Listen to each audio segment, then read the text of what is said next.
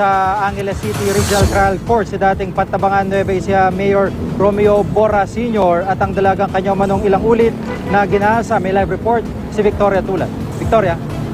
Gigi, human trafficking, rape at child abuse ang mga kasong kinakaharap ni Pantabangan Nueva Ecija ex-Mayor Romeo Borja Sr. Dahil yan sa paulit-ulit umano niyang panggagahasa sa isang minor de edad na babae mula April 2011 hanggang November 2012. Ayon kay Rosa, di niya tunay na pangalan, 15 anyos lang siya nang mangyari ang insidente. Sumali raw siya sa Miss Teen Tourism ng Nueva Ecija at ipinakilala ng kanyang pinsan kay Borja.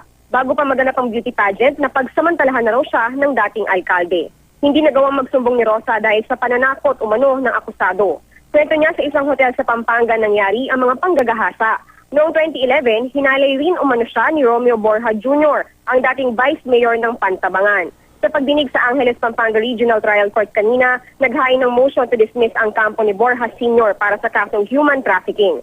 Binigyan ni Judge Bernardita Gabitan Ero ng pagkakataon ng prosekusyon at depensa para sumagot.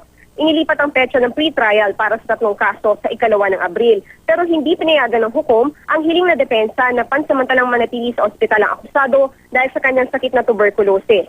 Sa halip, maaaring ipasuri sa ospital si Borja Sr. pero ibabalik din agad sa kulungan matapos matingnan ng doktor.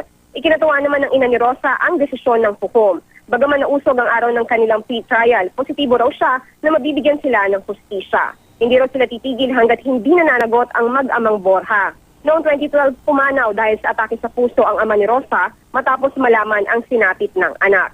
Ayon kay Father Ernie Pesimo na isa sa mga tumutulong kay Rosa, 2 iba pa ang dumulog sa kanila matapos umunong pagsamantalahan ng mag-amang Borja. Nauna nang iginiit ni Borja na siya'y inosente. Gigi? Maraming salamat, Victoria Tulan.